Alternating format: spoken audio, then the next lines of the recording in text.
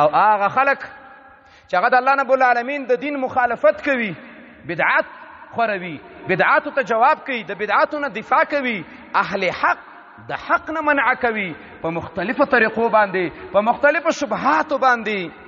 داسې خلک په آخرت کې تباه او برباد دي. ته نه، زما پلار شو خو تباه به وي. دلیل الله رب العالمین ندم الظالم الذي فارق طريق الرسول صلى الله عليه وسلم. څوک چې د الله د نبی دشمن دی په دنیا کې او دین یې نه مني، اگر که اوږدې اوږدې سجدې کوي، اگر که اوږده اوږده رکعتونه کوي، اگر که منارې اوچتوي، خو اتباع الرسول پکې نشته دی. تاسې انسانان به ويوم يعض الظالم على يديه يقول يا ليتني اتخذت مع الرسول سبيلا.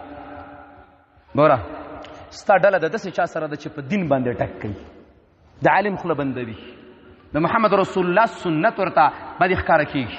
د محمد رسول الله په سنت خلک تلي چې په عمل کوي بدې شي، که په رواج عمل کوي نه یې بدې کېږي، که د استاد او د عالم په فتوا عمل کوي نه یې بدې کېږي، که په یو مذهب تنظیم کې وي نه یې بدې کېږي. خو چې قال رسول صلی الله علیه وسلم وایي او بیا په آخره کې چې هذا حدیث صحیح رواه البخاري والمسلم، بیا دله قار ورځي.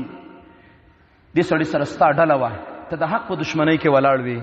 الله رب العالمین فرمایي وای دا ظالم دی، ظالم د محمد رسول الله نه اوښتی دی. قیامت په ورځ باندې به دا لاسونه چیچي او په ځان باندې به چکونه لګوي چې څومره ظلم مې وکړلو. ارمان دی، ارمان دی. یقول یا لیتنی اتخذت مع الرسول سبیلا. ارمان دی دین مې منلی وی. ویا ویلته لیتنی لم اتخذ فلانا خلیلا. ارمان دی زه دې تباه شم، زه دې برباد شم. ما ولی دا مبتدع په دوستۍ نیولی، ما ولی دا مشرک په دوستۍ نیولی، ما ولی رواج ته سنت پرېښوده، ما ولی د الله د نبي د دین د وجې نه دشمني وکړه. دنیا کې دا نه وایي، آخرت کې به چغې وایي یا ویلته لیتنی لم اتخذ فلانا خلیلا. ارمان دی چې د ګنهګار سړی زما انډیوال او دوست نه وی، ده خو زه د الله د پیغمبر نه واړوم. اشاره دې ته د سم سړي سره دوستي کوه.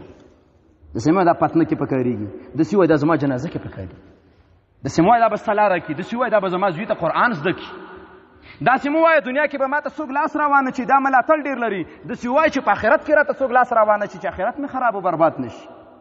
اتباع الرسول چې وکي جنت دی، چې وي نه کې جهنم دی. او الله رب العالمین فرمایي دا به بیا وایي لقد اضلني عن الذکر بعد اذ جاءني وكان الشیطان للانسان خذولا. دنیا کې قانون دا دی، یو سړی د حق مخالفت کوي نو خلک داسې نیغ نیغ شي، دا زمونږ مشر دی، دا زمونږ داسې دی، زمونږ مولوي صاحب، زمونږ شیخ صاحب، زمونږ مفتي صاحب، زمونږ استاد دا غټ عالم دی، اسمان دی، ځمکه ده.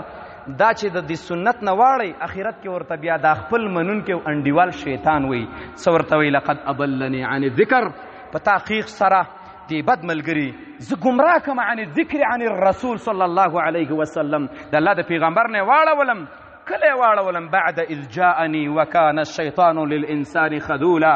ورسته د دینه چې دین راغلی و، حدیث موجودو، قرآن موجودو، علم موجودو، نیټ کې بیانونه، کتابونه موجودو، تحقیق موجودو. خو دا تحقیق کله په رواج باندې رد شوی، کله په ټوپک باندې رد شوی، کله په څو، کله په څو، کله په څو، کله په څو.